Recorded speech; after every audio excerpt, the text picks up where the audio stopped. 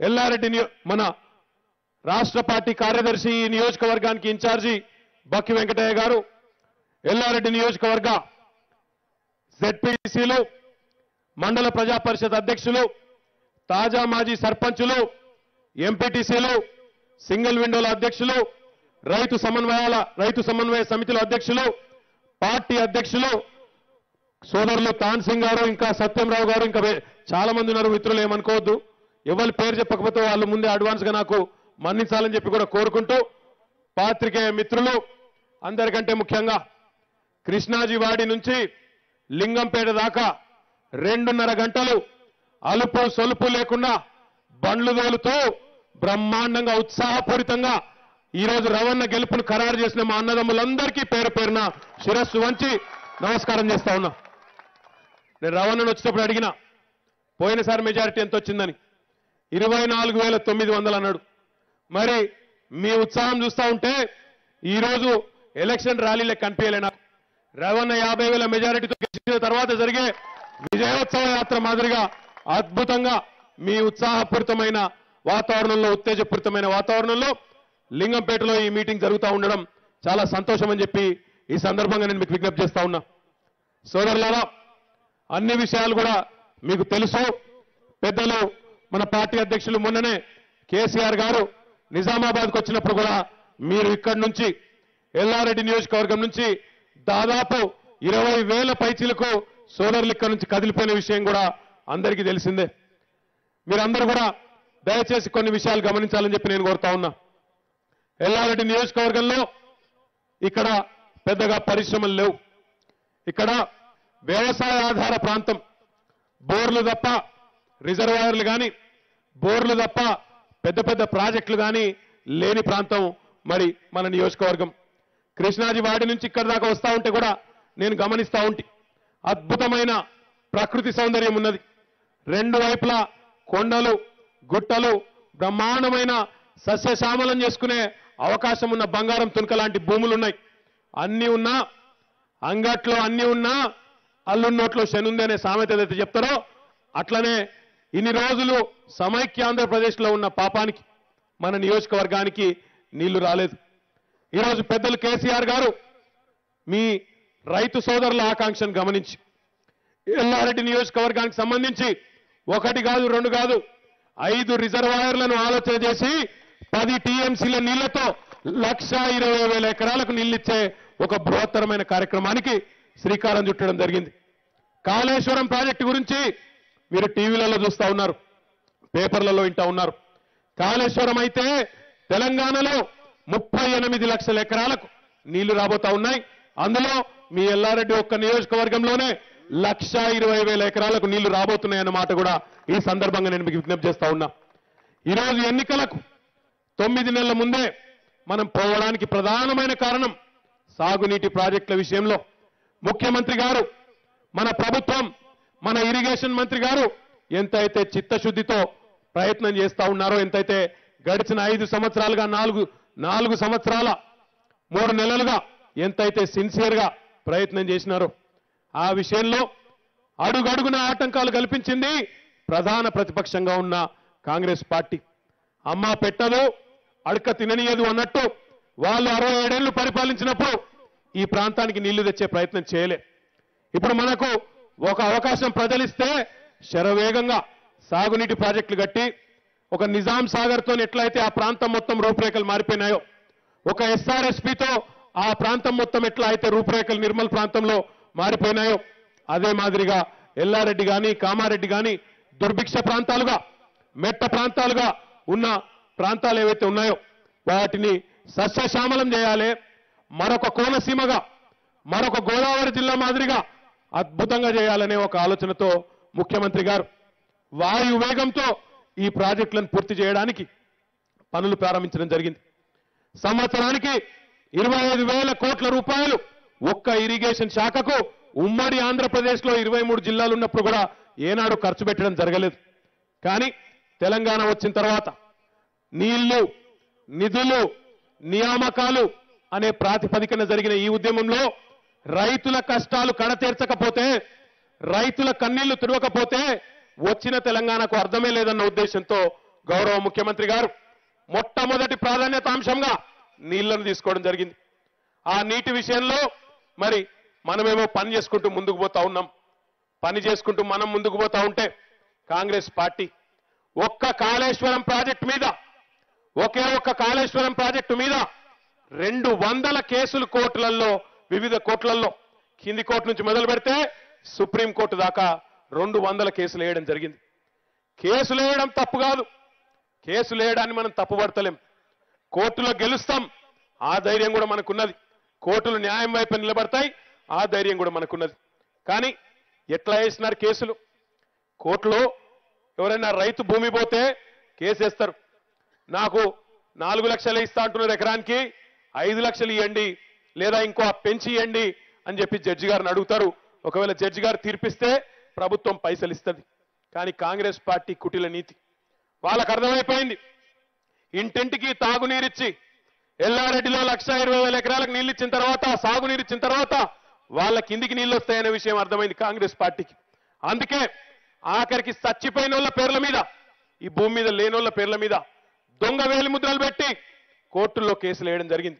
మన ఇరిగేషన్ మంత్రి హరీష్ రావు గారు అసెంబ్లీలో రుజువు కూడా చేయడం జరిగింది. దొంగ కేసులు వేసిన విషయాన్ని ప్రజల ముందే, ప్రజాప్రతినిధులందరి ముందే ఆయన శాసనసభలోనే ఆధారాలతో సహా రుజువు కూడా చేయడం జరిగింది. ఇంత నీతి మాలిన పార్టీ భారతదేశంలో బహుశా ఏ పార్టీ కూడా ఉండకపోవచ్చు అనే మాట కూడా ఈ సందర్భంగా నేను మీకు విజ్ఞప్తి చేస్తా ఉన్నా.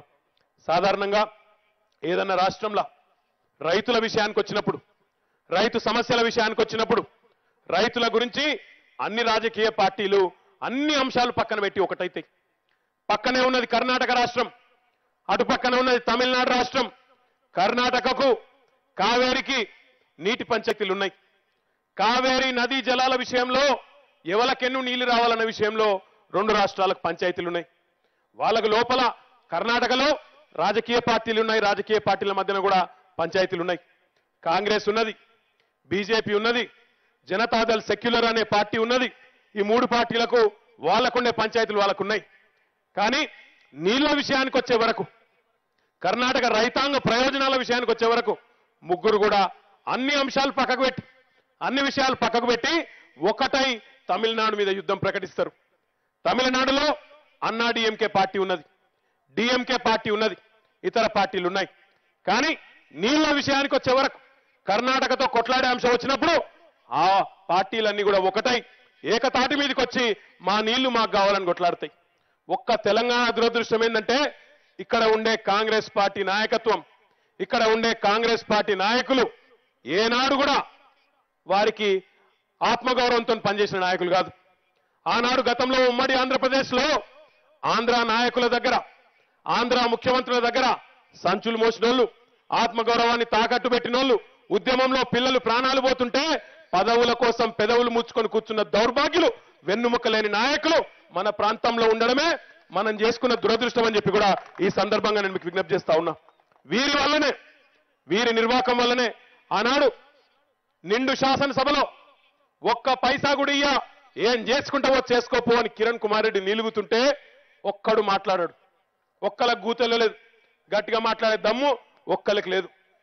ఇక్కడనే కామారెడ్డిలో పోలీస్ కిష్టాయి చచ్చిపోయినా, ఎల్లారెడ్డిలో మీరు ధర్నాలు చేసినా ఇక్కడ ఉన్న నాయకుల్లో చలనం లేదు. ఆనాడు పదవుల కోసం పెదవులు మూసుకొని గబ్బిలాలు కదా సూరు పట్టుకొని ఏలాడినట్టు సిగ్గు లేకుండా పదవులు పట్టుకొని ఏలాడిన నాయకులు, 67 ఏళ్లలో ఏమాత్రం తెలంగాణకు న్యాయం చేయలేకపోయిన నాయకులు, ఆనాడు ఆంధ్ర నాయకులకు తొత్తులుగా వ్యవహారం చేసిన నాయకులు ఈరోజు కొత్త కొత్త రూపాల్లో బయలుదేరుస్తా ఉన్నారు. వచ్చి మళ్ళొక్కసారి తెలంగాణ రైతాంగం నోట్లో మట్టి కొట్టే ప్రయత్నం చేస్తా ఉన్నారు. మీరు ఆలోచన చేయాలని చెప్పి నేను కోరుతా ఉన్నా. తెలంగాణ రైతాంగానికి ఈరోజు కావాల్సింది 3 అంశాలు. ఒకటి, అప్పుల ఊబిలోంచి బయటపడే పరిస్థితి. అప్పు అనేది లేకుండా తెలంగాణ రైతన్న బ్రహ్మాండంగా వ్యవసాయం చేసుకునే పరిస్థితి. దాన్ని గమనించిన మన ముఖ్యమంత్రి గారు కేసీఆర్ గారు పదవీ బాధ్యతలు చేపట్టంగానే 2014వ సంవత్సరంలోనే 1 కాదు 2 కాదు 17,000 కోట్ల రూపాయల రుణాన్ని 1 లక్ష రూపాయల వరకు పంట రుణాలు మొత్తంగా కూడా మాఫీ చేసిన నాయకుడు మన నాయకుడు కేసీఆర్ గారు అనే విషయాన్ని కూడా నేను మీకు గుర్తు చేస్తా ఉన్నా. ఈసారి మళ్ళీ డిసెంబర్ 11 నాడు రవణ ఇక్కడ గెలిచి కేసీఆర్ గారు ముఖ్యమంత్రి అయిన తర్వాత ఎల్లారెడ్డిలో ప్రతి రైతన్నకు కూడా మనం చెప్పవలసిన అవసరం ఉన్నది. మళ్ళీ ఒకసారి ₹1,00,000 వరకు రుణమాఫీ ఈసారి కూడా చేయబోతున్న మాట కూడా గట్టిగా చెప్పవలసిన అవసరం ఉన్నది. రైతుకు కావాల్సింది రుణ విముక్తి, రైతుకు కావాల్సింది రుణానుబంధం లేకుండా, రుణశేషం లేకుండా బ్రహ్మాండంగా ధైర్యంతో, ఆత్మస్థైర్యంతో వ్యవసాయం చేసుకునే పరిస్థితి. తెలంగాణలో ముఖ్యంగా ఎల్లారెడ్డి, కామారెడ్డి, ఆ పక్కన ఉన్న సిరిసిల్ల, అటు పక్కన ఉన్న హుస్నాబాదు, మానకొండూరు, ఈ నియోజకవర్గాలన్నీ దుర్భిక్ష పరిస్థితుల్లో బోర్ల మీద వ్యవసాయం చేసుకునే పరిస్థితి. ఆ బోర్లు కూడా 500 ఫీట్లు 600 ఫీట్లు వేసి బోర్లు వేసి బొక్క బోర్ల పడ్డ పరిస్థితి ఉన్న రైతన్నలు వేలాదిగా ఉన్న మాట కూడా మీకు తెలుసు. మీ అందరికీ యాదికి ఉండాలి, కాంగ్రెస్ ప్రభుత్వంలో ఆనాడు కరెంటు కోతలు ఎట్లా ఉండేదో ఒక్కసారి యాద్ చేసుకోవాలని చెప్పి నేను కోరుతా ఉన్నా. 2009లో ఆనాడు కాంగ్రెస్ పార్టీ మళ్ళీ మమ్మల్ని గెలిపిస్తే 9 గంటల కరెంట్ ఇస్తామని చెప్పి నమ్మబలికింది. ఆనాడు మేనిఫెస్టోలో చెప్పింది 9 గంటల కరెంట్ అన్నారు. 9 కాదు, ఎన్నాడో ఏ రోజు 6 గంటలు దాటి కరెంట్ ఇచ్చిన పాపాన పోలేదు. 6 గంటల కరెంటు కూడా 3 కిస్తులలో ఇచ్చేది. 2 గంటలు ఒకసారి, 2 గంటలు ఇంకొకసారి, ఇంకో 2 గంటలు ఇంకోసారి అర్ధరాత్రి. పారిన మడే వారాలే, కిందికి నీళ్లు పోయే పరిస్థితి లేదు. కరెంటు కోసం ఆనాడు నానా తిప్పలు. ఎండాకాలం వచ్చిందంటే చాలు సబ్ స్టేషన్ల ముందు పోవాలి, ధర్నా చేయాలి, కుర్చీలు వలగొట్టాలి, కరెంటు వాళ్ళని అర్రలు పెట్టి గొల్లాలు పెట్టి ఫోటోలు తీసి పేపర్ వాళ్ళకి ఇస్తే పేపర్ వాళ్ళు ఫోటోలు వేయాలి. నేను చెప్పేది వాస్తవమా కాదా? ఆఖరికి ఏదైనా ఊళ్ళే ఎవరైనా చచ్చిపోతే కరెంటు వాళ్ళకి ఫోన్ చేసి బతిలాడుకోవాలి. అరే 15 నిమిషాలు కరెంట్ తీరా నాయన, స్నానాల కాడుకోవాలి, బాయి కాడుకోవాలి అని బతిమలాడుకునే రోజులు కాంగ్రెస్ ప్రభుత్వంలో ఉన్న మాట వాస్తవమా కాదా ఒక్కసారి మీరు చెప్పాలని చెప్పి నేను కోరుతా ఉన్నా. మరి అట్లాంటి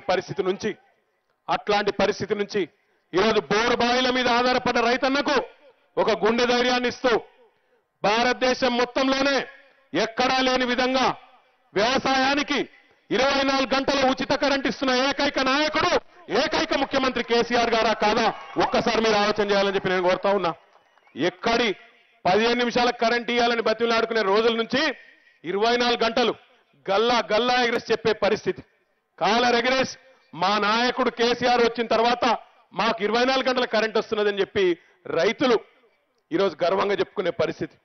మొన్న మధ్యన ఒక 6 నెలల కిందట నా నియోజకవర్గం సిరిసిల్లలో రైతులందరూ నా దగ్గరకు వచ్చి వాళ్ళు అన్నారు, అన్న 24 గంటల కరెంట్ అద్దే 12 గంటలు చాలే జర సార్కి చెప్పే అన్నారు. నేనన్నా యాడికి వచ్చింది పరిస్థితి. ఒకప్పుడేమో కరెంటు కావాలని ధర్నాలు, ఇప్పుడేమో కరెంటు వద్దని ధర్నాలు చేసే పరిస్థితి వచ్చిందంటే ఎక్కడికి వచ్చినామో తెలంగాణ వచ్చినాక ఒక్కసారి మీరు ఆలోచించమని చెప్పి వాళ్ళని కోరినా. కేవలం రుణమాఫీ 24 గంటల కరెంటు మాత్రమే కాదు, ముఖ్యమంత్రి గారికి రైతులకు ఎంత చేసినా ఆయన బుద్ధి తీర్తలేదు, మనసు నిండుతలేదు. అందుకే ఒక్కసారి గుర్తు తెచ్చుకోవాలని కోరుతా ఉన్నా. కాంగ్రెస్ ప్రభుత్వ హయాంలో ఎరువుల కోసం లైన్లు, విత్తనాల కోసం లైన్లు, పురుగుల మందు పోవాలంటే లైన్లు. ఆ లైన్లు ఎట్లా ఉంటుండే, నిలబడి దమ్ముకొచ్చి ఆఖరికి లైన్లలో చెప్పులు పెట్టి, ఆకలైతే చెప్పులు పెట్టి డాంబర్ రోడ్డు మీద అరికాళ్లతోని నడుచుకుంటూ పోయిన రోజులు గుర్తు తెచ్చుకోవాలని కోరుతా ఉన్నా. ఇక్కడ ఉన్న రైతన్నలు ఎల్లారెడ్డిలో మళ్ళీ ఆ రోజులు వాపసు వస్తాయి, కాంగ్రెస్ వస్తాయనే మాట కూడా నేను చెప్తా ఉన్నా. ఈ రోజు ఉన్నాయి ఆ లైన్లు ఎక్కడన్నా? ఎరువుల కోసం లైన్లు, పురుగుల మందు కోసం లైన్లు, విత్తనాల కోసం లైన్లు. కాంగ్రెస్ వాళ్ళు ఎంత దద్దమ్మలంటే, ఎంత చేతగాని సన్నాసులంటే విత్తనాలు వంచేందుకు ఆఖరికి చేతగాక పోలీస్ స్టేషన్లలో పెట్టి వంచిపించిన రోజులు కూడా ఉన్నాయి. కొన్ని రోజులు యాదకుండాల మీకు. అట్లాంటి పరిస్థితి నుంచి ఈరోజు నేను వస్తున్నప్పుడు చూస్తున్నా, ఎర్రాపాడులో బ్రహ్మాండమైన కొత్త గోదాము రోడ్డు మీద కనబడుతున్నది. అట్లా ఈరోజు ఎల్లారెడ్డిలో ఒక ఎర్రపాడే కాదు, ఎల్లారెడ్డిలో బ్రహ్మాండంగా కొత్త గోదాములు మండలానికి ఏ మండలానికి పోయినా కనబడుతున్నాయన్న మాట కూడా ఈ సందర్భంగా నేను మీకు విజ్ఞప్తి చేస్తా ఉన్నా. తెలంగాణ వచ్చినాడు మొత్తం 4 లక్షల మెట్రిక్ టన్నుల గోదాములు ఉండే తెలంగాణలో. ఈరోజు 4 ఏళ్లలోనే 6 రెట్లు గోదాములు పెరిగి 24 లక్షల టన్నులకు చేరుకున్న మాట వాస్తవమా కాదా? మా రైతు సోదరులే చప్పట్లతో చెప్పాలని చెప్పి కూడా నేను కోరుతా ఉన్నా. అయినా ముఖ్యమంత్రి గారికి నేను చెప్పిన కదా, మనసు నిండుతలేదు, మీకెంత చేసినా ఇంకా చేయాలి అనే తపనతో సాగునీటి ప్రాజెక్టులు వేగంగా కట్టాలి. ఇట్లాంటి ఎల్లారెడ్డి లాంటి నియోజకవర్గాలు, అచ్చ గ్రామీణ నియోజకవర్గాలు, వ్యవసాయం తప్ప వేరే జీవనాధారం లేని రైతన్నలు, వేరే జీవనాధారం లేని కుటుంబాలు, వేల కుటుంబాలు మీకు అండగా నిలబడాలన్న ఉద్దేశంతో కాళేశ్వరం ప్రాజెక్టును శరవేగంగా చేయాలి. దాంతో పాటు ఇంకా ముఖ్యంగా అప్పుల ఊబిలో కూరుకొని పోయిన రైతన్నకు ఒకవైపు రుణమాఫీ, ఇంకొక వైపు ఈ దేశంలో కాదు, ఈ రాష్ట్రంలో కాదు, రైతుల గురించి మాటలు చెప్పిన ముఖ్యమంత్రులు, రైతుల గురించి డైలాగులు కొట్టిన ప్రధానమంత్రులు, నెత్తికి తలపాగా చుట్టుకొని పోజులు కొట్టిన మహానాయకులు చాలా మంది వచ్చినారు, చాలా మంది పోయినారు. కానీ ప్రపంచ చరిత్రలోనే ఏ నాయకుడు, ఏ ముఖ్యమంత్రి చేయని విధంగా బ్రహ్మాండంగా రైతుకు ఎదురు పెట్టుబడి, రైతుకు డబ్బులు ఇచ్చిన ఏకైక నాయకుడు, వ్యవసాయానికి 8,000 రూపాయలు ఎకరానికి ఇచ్చిన నాయకుడు, ఏకైక నాయకుడు కేసీఆర్ గారా కాదా? మీరే ఆలోచించాలని చెప్పి నేను కోరుతా ఉన్నా. ఈసారి డిసెంబర్ 11 నాడు మళ్ళీ ఏనుగు రవీందర్ రెడ్డి గారు గెలిచిన తర్వాత, కేసీఆర్ గారు మళ్ళీ ముఖ్యమంత్రి అయిన తర్వాత రైతు బంధుకు ఇప్పుడు వస్తున్న 8,000 కాదు, మీకు 10,000 రూపాయలు ఎకరానికి రాబోతున్నాయన్న మాట కూడా ఈ సందర్భంగా నేను మీకు తెలియజేస్తా ఉన్నా. అది మాత్రమే కాదు, రైతుల విషయంలో నాకు బాగా గుర్తున్నది. వ్యవసాయం విషయంలో మీ నియోజకవర్గం నుంచి రవీందర్ అన్న తాన్ సింగ్ గారిని తీసుకొని వచ్చినాడు. కాగితలంబాడి సంఘం అధ్యక్షుడు తాన్ సింగ్ గారిని హైదరాబాద్ తీసుకొస్తే ఆ జాయినింగ్ లో ఆయన అద్భుతంగా మాట్లాడినాడు. ఆయన చెప్పినాడు, సార్ ఇవాళ రాష్ట్రంలో రైతులు ఏమనుకుంటున్నారంటే కేసీఆర్ అంటే కల్వకుంట్ల చంద్రశేఖరరావు కాదు, కేసీఆర్ అంటే కే అంటే కాలువలు, సి అంటే చెరువులు, ఆర్ అంటే రిజర్వాయర్లు అనుకునే విధంగా రైతులకు అద్భుతంగా సాగునీటి రంగంలో న్యాయం చేస్తున్న నాయకుడు మన నాయకుడు కేసీఆర్ గారు అని చెప్పి కొత్త నిర్వచనం తాన్ సింగ్ గారు ఆనాడు చెప్పడం జరిగింది. అంటే ఆ స్థాయిలో గతంలో ఏ నాయకుడు ఆలోచించని స్థాయిలో, ఏ రైతు కూడా ఊహించని స్థాయిలో కేవలం 4 ఏళ్ల స్వల్ప కాలంలోనే ఇన్ని కార్యక్రమాలు చేసుకున్నాం. కాంగ్రెస్ నాయకులు కాలడ్డం పెట్టకపోతే, కాళ్లలో కట్టెలు పెట్టకపోతే ఈ పాటికే మీ నియోజకవర్గంలో 10 టీఎంసీలకు అన్న చెప్పిన రిజర్వాయర్లన్నింటికీ కూడా ఈ పాటికి పూర్తయ్యే పరిస్థితి. కానీ దురదృష్టం, వాళ్ళకి ఇష్టం లేదు. అప్పుడెప్పుడో నిజామాబాద్ జైల్లో ఉన్నప్పుడు మహాకవి దాశరథి గారు అన్నారంట, నా తెలంగాణ కోటి రతనాల వీణ అన్నాడట. మన ముఖ్యమంత్రి కేసీఆర్ గారు ఈరోజు ఒకటే మాట అంటా ఉన్నారు, నా తెలంగాణ కోటి రతనాల వీణ మాత్రమే కాదు, 1,00,00,000 ఎకరాల మాగాణ కావాలా, ఇక్కడి రైతులు సంబరంగా ఉండాలనే ప్రయత్నం, శరవేగంగా ఆ పనులు జరగాలనే ప్రయత్నం చేస్తా ఉన్నారు. ఇన్ని చేస్తుంటే దుర్మార్గంగా, అరాచకంగా, అడ్డగోలు మాటలు మాట్లాడడమే కాకుండా ఇంకా దుర్మార్గం ఏంటంటే ఈరోజు పొత్తులు పెట్టుకుంటా ఉన్నారు. పొత్తులు పెట్టుకోవచ్చు, రాజకీయాల్లో పొత్తులు తప్పేం కాదు. 2004లో మనం కూడా పొత్తు పెట్టుకున్నాం. ఆనాడు కాంగ్రెస్ తో పొత్తు పెట్టుకున్నాం. ఆ లెటర్లు తీసుకురమ్మని చెప్పండి, తిరుపతికి లెటర్లు తీసుకురమ్మని. 2004లో మనం కూడా పొత్తు పెట్టుకున్నాం. టీఆర్ఎస్ కాంగ్రెస్ పొత్తులు పెట్టుకున్నాయి. పొత్తులు పెట్టుకొని ఆనాడు కొట్లాడినాం, గెలిచినాం. మీరు ఆలోచన చేయమని కోరుతా ఉన్నా. ఏ ప్రాతిపదికన పొత్తు పెట్టుకునేది? టీఆర్ఎస్ కాంగ్రెస్. తెలంగాణ ఇస్తా, రాష్ట్రంలో కేంద్రంలో గెలిస్తే తెలంగాణ ఇస్తా అని స్వయాన సోనియా గాంధీ తెలంగాణ గడ్డ మీద ఇక్కడ నిలబడి చెప్తే పొత్తు పెట్టుకున్నాం. 2009లో పొత్తులు పెట్టుకున్నాం. టీఆర్ఎస్ తెలుగుదేశం పొత్తు పెట్టుకున్నది. ఏ ప్రాతిపదికన పెట్టుకున్నాం? ఏ ప్రాతిపదికన అంటే ఆనాడు తెలంగాణకు బద్ధ వ్యతిరేకి చంద్రబాబు నాయుడు మెడలు వంచి తెలంగాణ కోసం తీర్మానం చేయించి కేంద్ర ప్రభుత్వానికి ఉత్తరం రాయించి తెలంగాణ ఇస్తే మాకు అభ్యంతరం లేదు ఇయ్యండి అని చంద్రబాబుతో ఉత్తరం రాయించిన తర్వాత తెలంగాణ కోసం పొత్తులు పెట్టుకున్నాం. మరి ఈరోజు పొత్తులు పెట్టుకుంటున్నారు కొంతమంది కాంగ్రెస్ వాళ్ళు, తెలుగుదేశం పోళ్ళు, సిపిఐ, కోదండరాం సార్ పార్టీ. ఏ ప్రాతిపదికన పెట్టుకుంటున్నారు? ఎవరి కోసం పెట్టుకుంటున్నారు? కోదండరాం సార్ అంటున్నాడు అమరుల ఆకాంక్షలే ప్రాతిపదికగా పొత్తు పెట్టుకుంటున్నాం అంటున్నాడు. నేను అడుగుతా ఉన్నా ఈరోజు, మా పోలీస్ కిష్ట కుటుంబం వచ్చి చెప్పిందా నీకు పొత్తు పెట్టుకో మమ్మల్ని చంపినంతోనని? ఎవరైతే తెలంగాణలో 100ల మంది చావులకు కారణమైనారో, ఏ కాంగ్రెస్ పార్టీ, ఏ తెలుగుదేశం పార్టీ అయితే తెలంగాణలో 100ల ప్రాణాలు పోయేందుకు కారకమైందో వాళ్ళతో పొత్తు పెట్టుకోమని నీకు ఎవరు చెప్పిందని చెప్పి నేను కోదండరాం సార్ని అడుగుతా ఉన్నా. ఈరోజు కాళేశ్వరం ప్రాజెక్టు కడదామంటే, పాలమూరు ఎత్తిపోతల పథకం కడదామంటే, తెలంగాణకు రావాల్సిన 1200 టీఎంసీల నీళ్లు తెలంగాణలో 1,00,00,000 ఎకరాలకు నీళ్లు ఇచ్చే ప్రయత్నం చేద్దామని కేసీఆర్ గారు ప్రయత్నం చేస్తుంటే దానికి అడ్డం పడుతున్నది కాంగ్రెస్ ఏమో కోట్ల ద్వారా అడ్డం పడుతున్నది. చంద్రబాబు నాయుడు గారు ఆంధ్రప్రదేశ్ ముఖ్యమంత్రి గారు ఒకటి కాదు రెండు కాదు 30 ఉత్తరాలు రాసినాడు ఢిల్లీకి. 30 కేంద్ర ప్రభుత్వానికి, కేంద్ర జల సంఘానికి ఎట్టి పరిస్థితుల్లో తెలంగాణకు ఈ ప్రాజెక్టులకు అనుమతి ఇవ్వద్దు. ఇగో నేను చెప్పేది ఉత్త కవిత్వం కాదు. ఇగో 30 ఉత్తరాలు నా చేతుల్లో ఉన్నాయి. నేను ఈరోజు ఈ 30 ఉత్తరాలు చూపెట్టి అడుగుతా ఉన్నా కోదండరాం గారిని, కాంగ్రెస్ పార్టీని, మరి 30 ఉత్తరాలు తెలంగాణలో నీటి ప్రాజెక్టులు కట్టద్దని చెప్పిన చంద్రబాబు నాయుడుతో ఏ ప్రాతిపదికన మీరు పొత్తు పెట్టుకున్నారు, ఏ లెక్కన మీరు పొత్తు పెట్టుకున్నారని నేను అడుగుతా ఉన్నా. దబ్బన పొరపాటున లేదా ప్రజల గ్రహపాటున ఈ కూటమి అధికారంలోకి వచ్చిందనుకో, ఇదే చంద్రబాబు కాంగ్రెస్ కలిసి అధికారంలోకి వచ్చినాయి అనుకో, జుట్టు చంద్రబాబు చేతిలో ఉంటది కదా.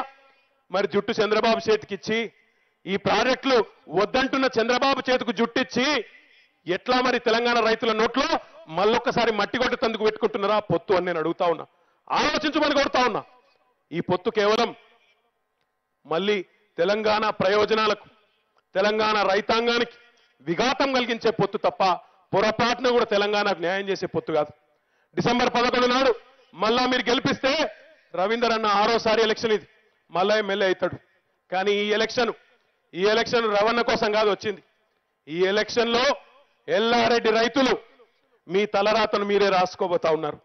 పొరపాటున తప్పు చేస్తే, పొరపాటున మాయా కూటమికి మీరు ఓటు వేస్తే మీ మరణ శాసనం మీరే రాసుకున్నట్టు అని చెప్పి కూడా ఈ సందర్భంగా నేను మీకు విజ్ఞప్తి చేస్తా ఉన్నా. మనకు నీళ్ళొద్దు ఇక కన్నీళ్ళలోనే బతుకుదామని చెప్పి మన మరణ శాసనం మనం రాసుకున్నట్టే. ఇక ఎందుకంటే ఎవరైతే ప్రాజెక్టులు వద్దంటుండ్రో వాళ్ళకే ఓటేస్తే, ఎవరైతే ప్రాజెక్టులు వద్దని కేంద్ర ప్రభుత్వాన్ని డిమాండ్ చేస్తున్నారో వాళ్ళకే ఓట్లేస్తే, వాళ్ళకే మనం మద్దతిస్తే మన ప్రాజెక్టులకు మనం అడ్డం పడ్డట్టే, మన నోట్లో మనం మట్టి పోసుకున్నట్టే. కాబట్టి దయచేసి ఆలోచించి ఓటేయండి తప్ప ఆషామాషిగా ఓటేయద్దని చెప్పి కూడా ఎల్లారెడ్డి, కామారెడ్డిలో ఉండే రైతన్నలందరికీ నేను విజ్ఞప్తి చేస్తా ఉన్నా.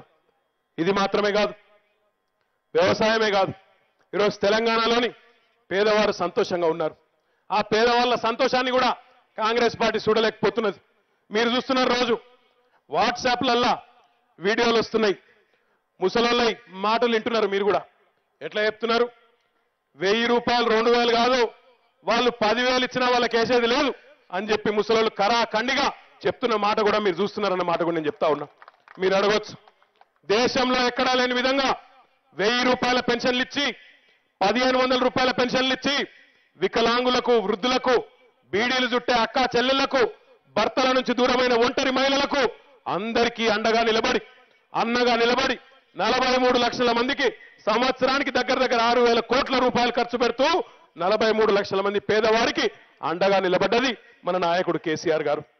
డిసెంబర్ 11 నాడు మీరు మళ్ళీ రవణని గెలిపించి కేసీఆర్ గారిని ముఖ్యమంత్రి చేస్తే 1000 రూపాయలు 1500 కాదు, 2016 రూపాయలు, 3016 రూపాయల పెన్షన్ 43 లక్షల మందికి రాబోతున్నదన్న మాట కూడా నేను చెప్తా ఉన్నా.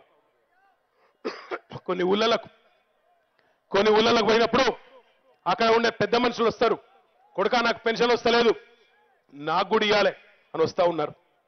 ఇప్పుడు పెన్షన్ వచ్చేందుకు వయసు 65 ఏళ్ళు ఉన్నది.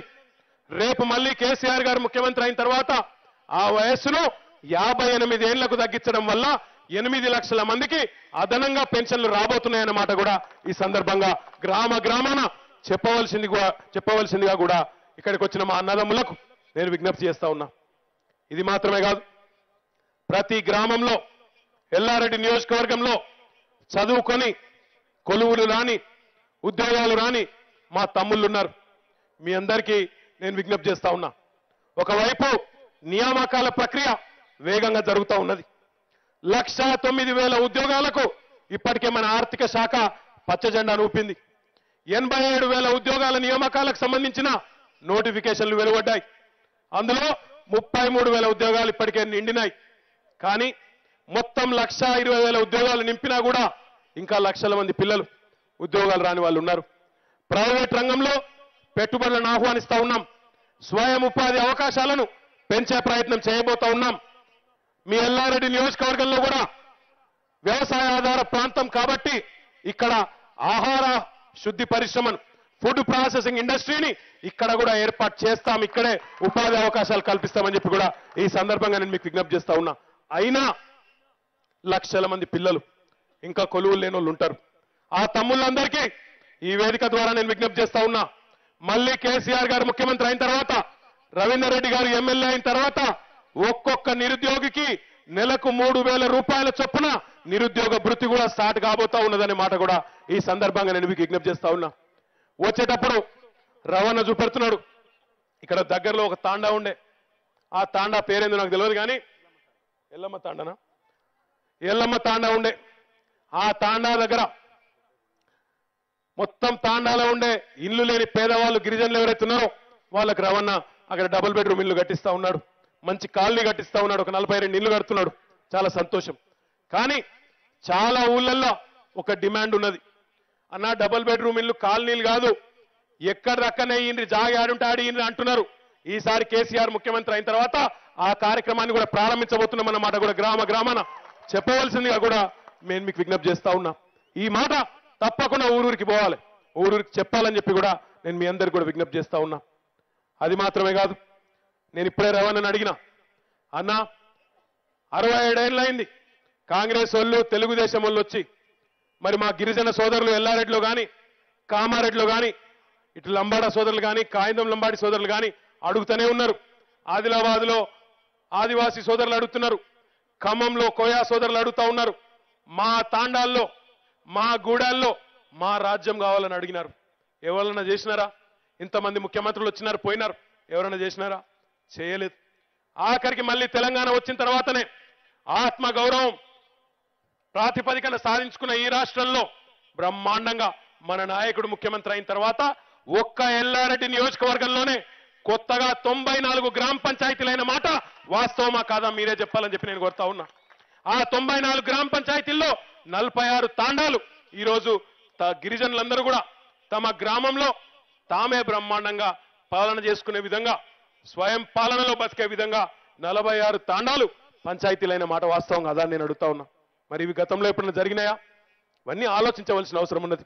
తొందరలో పంచాయతీ ఎన్నికలు రాబోతా ఉన్నాయి. హైకోర్టు మొన్ననే తీర్పునిచ్చింది. హైకోర్టు తీర్పును అనుసరించి ఎన్నికలు పెట్టాలా. మరి అందులో మన తాండాల్లో మన గిరిజన నాయకులు మొత్తం రాష్ట్ర వ్యాప్తంగా 3-4 వేల మంది వాళ్ళే సర్పంచులు కాబోతా ఉన్నారు. ఇది తెలంగాణ రాకపోతే, కేసీఆర్ ముఖ్యమంత్రి కాకపోతే ఇది సాధ్యమయ్యేదా? దయచేసి మీరు ఆలోచించాలని చెప్పి నేను కోరుతా ఉన్నా.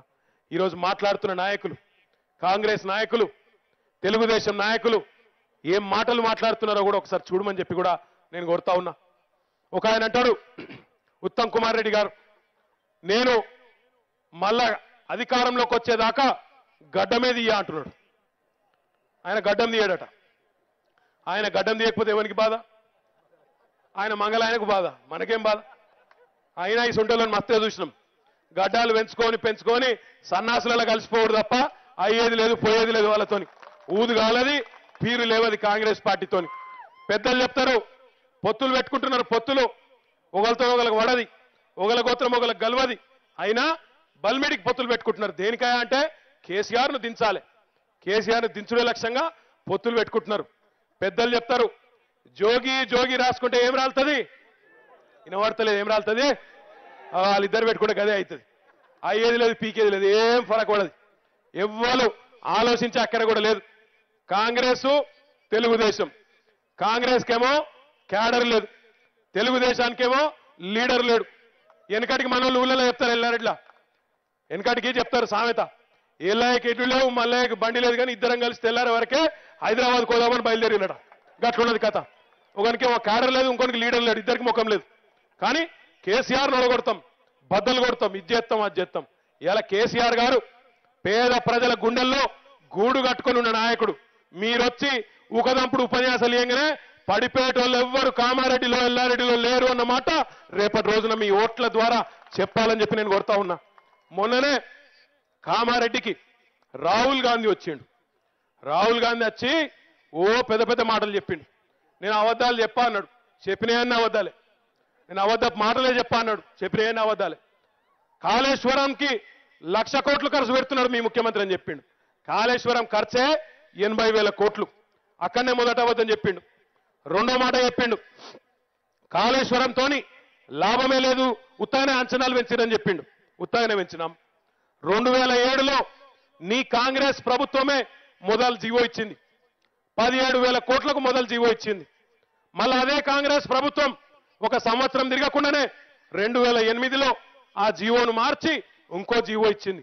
17,000 కోట్లు సరిపోవు, 34,000 కోట్లను జీవో ఇచ్చింది. అదే కాంగ్రెస్ ప్రభుత్వం మళ్ళీ 2012లో ఇంకో జీవో ఇచ్చింది. 34,000 కోట్లు సరిపోవు, 40,000 కోట్లు అయితే ఏం చెప్పించింది. ఏమి మారలే. ఆయకట్టు పెరగలే, రిజర్వాయర్లు పెరగలే, కొత్తగా ఒక ఎకరానికి నీళ్ళు ఇచ్చేది లేదు. 2007లో ఉన్నదే 2012 నాటికి ఒక్క ఎకరం అదనంగా ఆయకట్టు పెరగకుండా 17,000 కోట్లు ఉన్నదాన్ని 40,000 కోట్లు చేసిండ్రు. మనం వచ్చిన తర్వాత 2014లో వచ్చిన తర్వాత అప్పటిదాకా 16 లక్షల ఎకరాల ఆయకట్టు ఉన్నది. ఆ ప్రాజెక్టును రీడిజైన్ చేయడం వల్ల 38 లక్షల ఎకరాలకు 22 లక్షల ఎకరాలకు అదనంగా ఆయకట్టు పెంచినాం. ఒక్క దగ్గర కూడా ఒక్క రిజర్వాయర్ లేకుండా ఎల్లారెడ్డిలో ఈరోజు మనం వచ్చిన తర్వాత మొత్తం కాళేశ్వరం ప్రాజెక్టులో 160 టీఎంసీలకు మనం రిజర్వాయర్ల సామర్థ్యాన్ని పెంచినాం. ఒక్క ఎల్లారెడ్డి నియోజకవర్గంలో 10 టీఎంసీల రిజర్వాయర్లు రాబోతా ఉన్నాయి. మరి అప్పటికి ఇప్పటికీ ఆయకట్టు పెరిగి, రిజర్వాయర్లు పెరిగి, 3 బ్యారాజులు పెరిగి, 2 పంప్ హౌజులు పెరిగి, స్టీలు ధర పెరిగి, సిమెంట్ ధర పెరిగి, భూసేకరణ ధర పెరిగి 8 సంవత్సరాల తర్వాత 40,000 ఉన్నది 80,000 కాదా? మరి మన కనరాదా? నోరు లేదా? రాహుల్ గాంధీ మీ కాంగ్రెస్ వాళ్ళే దోస్క తిన్నారు, మీది జలయజ్ఞం కాదు ధనయజ్ఞం అని మన కనరాదా?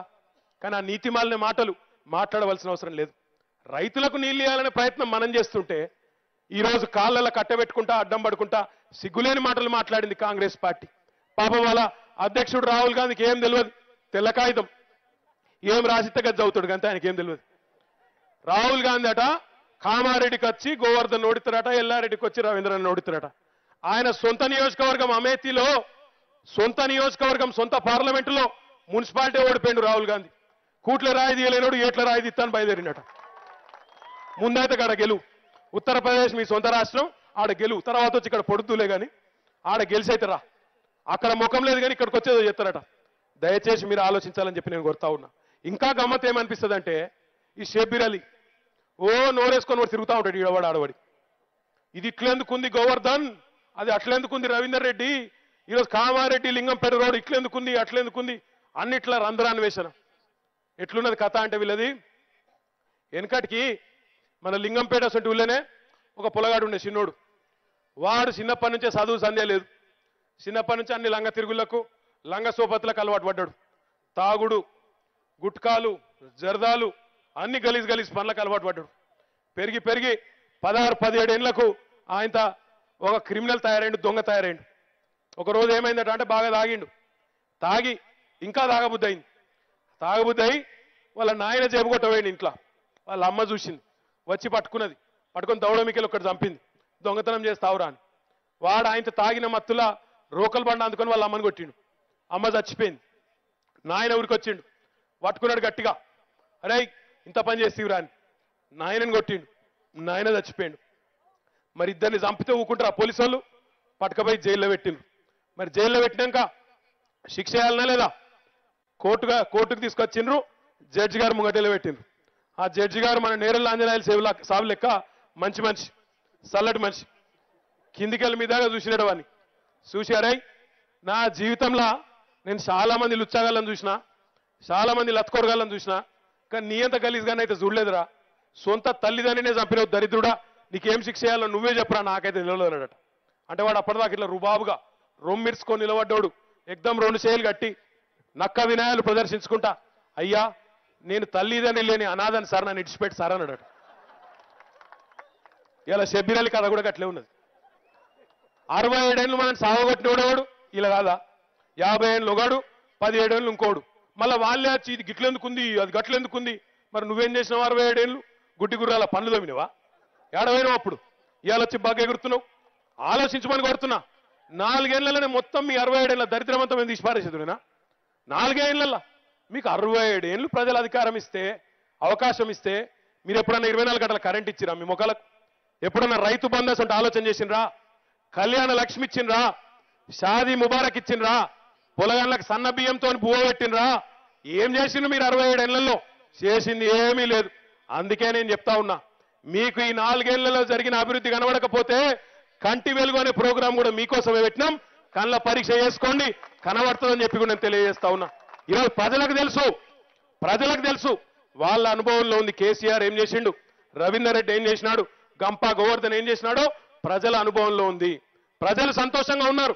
తెలంగాణ రాష్ట్రంలో పేదవాళ్ళు సంతోషంగా ఉన్నారు. అది చూసి మీరు ఓర్వలేకపోతున్నారు. తెలంగాణ పచ్చబడుతుంటే మీ కళ్ళు ఎర్రబడుతున్నాయి, మీకు భయం అవుతున్నది. ఎక్కడ తెలంగాణలో సాగునీరిచ్చి ఇంటింటికి తాగునీరు ఇచ్చినాక మమ్మల్ని ఎవడు పట్టించుకుంటాడు, మమ్మల్ని ఎవడు దేక్తారు, ఇక మమ్మల్ని అడ్రస్ లేకుండా చేస్తాడు కేసీఆర్ అనే భయం మీకు పట్టుకున్నది. అందుకే నోటికి వచ్చినట్టు మాట్లాడుతున్నారు. ఆఖరికి ఎక్కడి దాకా మాట్లాడుతున్నారంటే కేసీఆర్ గారిని తిట్టిండ్రు, ఇక మమ్మల్ని అయితే రోజు తిడతారు. ఇక ఆఖరికి నా ఇంట్లో నా కొడుకును కూడా తిడుతున్నారు. ఇవాళ ఇక గింత అన్యాయం తయారైంది కథ. ఆఖరికి బుడ్డ పోరాలను కూడా తిడతారు. ఇక ఇంత రీతి లేని వాళ్ళు కాంగ్రెస్ వాళ్ళు. ఆయన అంటాడు ఉత్తమ్ కుమార్ రెడ్డి, కేటీఆర్కు పొగరెక్కువ, తెలివి తక్కువ. అవును, నిజంగానే నాకు తెలివి లేదు. ఉత్తమన్న, నీకున్న తెలివితేటలు నాకేడున్నాయన్న? నువ్వు ఒక నీ కారు ఇంజన్ లోపల 3 కోట్ల రూపాయలు దాచుకునే తెలివి నీకే ఉన్నది, నాకేడున్నది? నీకున్న తెలివి మాకేడుంటది?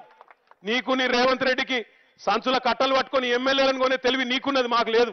మా ఇంకంత తెలివైన వాళ్ళం కాదు. మీ రాహుల్ గాంధీకి బిహెచ్ఈఎల్ ఫోన్లు తయారైతాయనే తెలివి మీకున్నది, మాకు లేదు.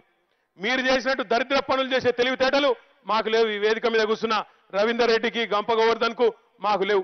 మాకున్న తెలివి వల్ల తెలంగాణలో రైతులకు నీళ్లు ఇవ్వాలి, ఇంటింటికి మా అక్క చెల్లెళ్లకు తాగునీరు ఇవ్వాలి, తెలంగాణ రైతుల మనసు, తెలంగాణ ప్రజల మనసు గెలవాలనే తెలివి తప్ప వేరే తెలివితేటలు మాకు లేవు మీలాగా అని చెప్పి కూడా ఈ సందర్భంగా నేను మీకు విజ్ఞప్తి చేస్తా ఉన్నా. ఆయన అంటాడు నాకు పొగరెక్కువ అంటాడు. నాకు పొగరెక్కువ ఏం లేదు, కానీ పౌరుషం అయితే ఉన్నది. నేను తెలంగాణలో ఉప్పు కారం తిన్నోని, నీలాగా దద్దమ్మని కాదు.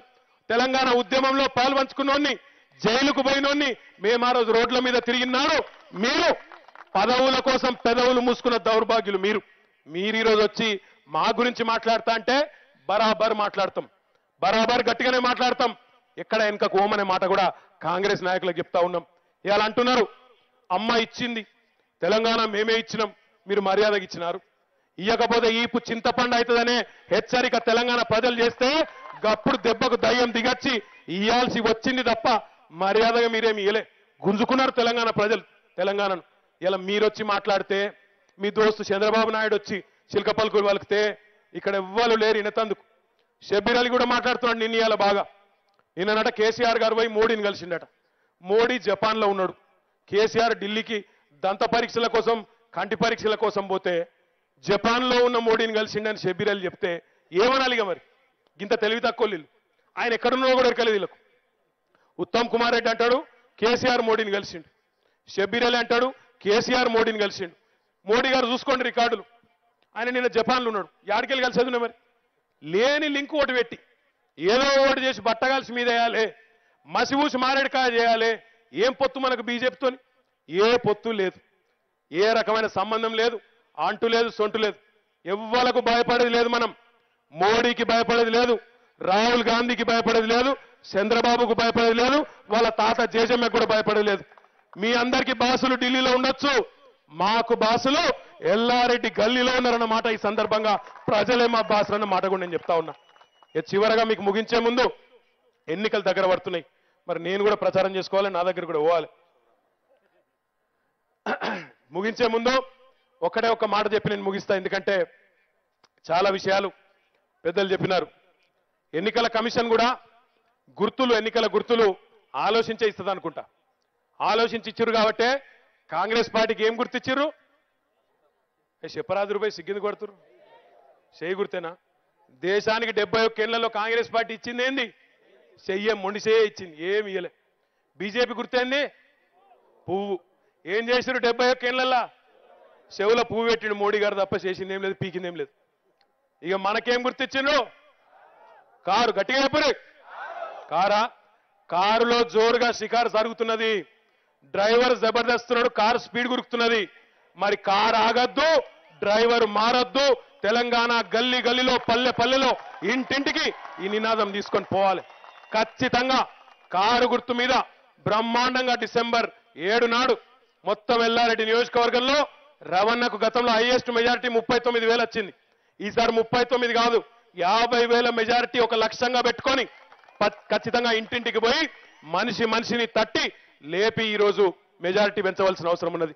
అన్న 2-3 విషయాలు చెప్పినారు. ఇక్కడ కాయిద లంబాడి సోదరులు ఉన్నారు, వాళ్ళకి సంబంధించిన ఒక డిమాండ్ ఉన్నది. తప్పకుండా అది జరుగుతుంది. వచ్చే కేంద్ర ప్రభుత్వంలో మన పాత్ర ఉంటది కాబట్టి తప్పకుండా ఢిల్లీలో శాసించి మీ డిమాండ్ కూడా నెరవేర్చుకుందామన్న మాట కూడా ఈ సందర్భంగా నేను మీకు విజ్ఞప్తి చేస్తా ఉన్నా. ఇక్కడ ఉండే విశ్వబ్రాహ్మణ సోదరులకు కూడా ఇంకా న్యాయం చేయవలసిన అవసరం ఉన్నది. Most backward classes the corporation MBC corporation ఏర్పాటు చేసుకున్నాం, వారికి కూడా న్యాయం చేయవలసిన అవసరం ఉంది. తప్పకుండా చేసుకుందాం. సర్వాయి పాపన్న విగ్రహాన్ని ట్యాంక్ బండ్ మీద పెట్టాలని మా గౌరవ సోదరులు అడుగుతా ఉన్నారు. తప్పకుండా తెలంగాణ ఆత్మగౌరవానికి ప్రతీకగా ఉండే ప్రతి నాయకుడిని ప్రతి వీరుడి విగ్రహాన్ని మనం పెట్టుకుందాం.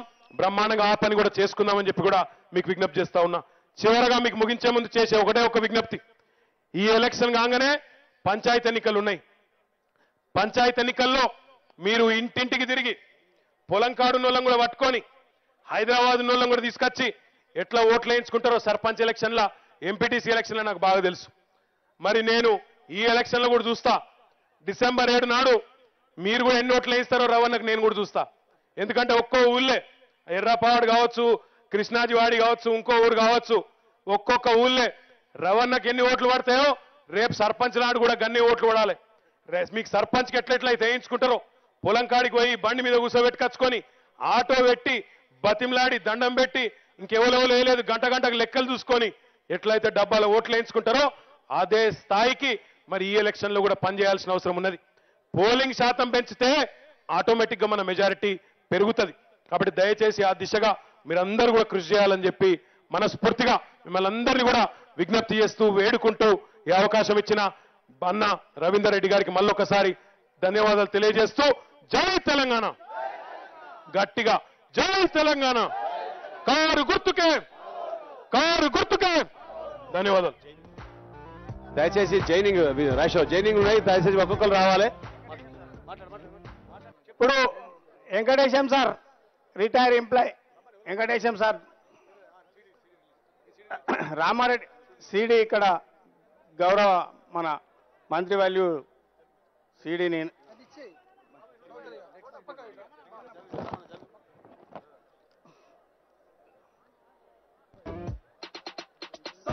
రామారెడ్డి మండలం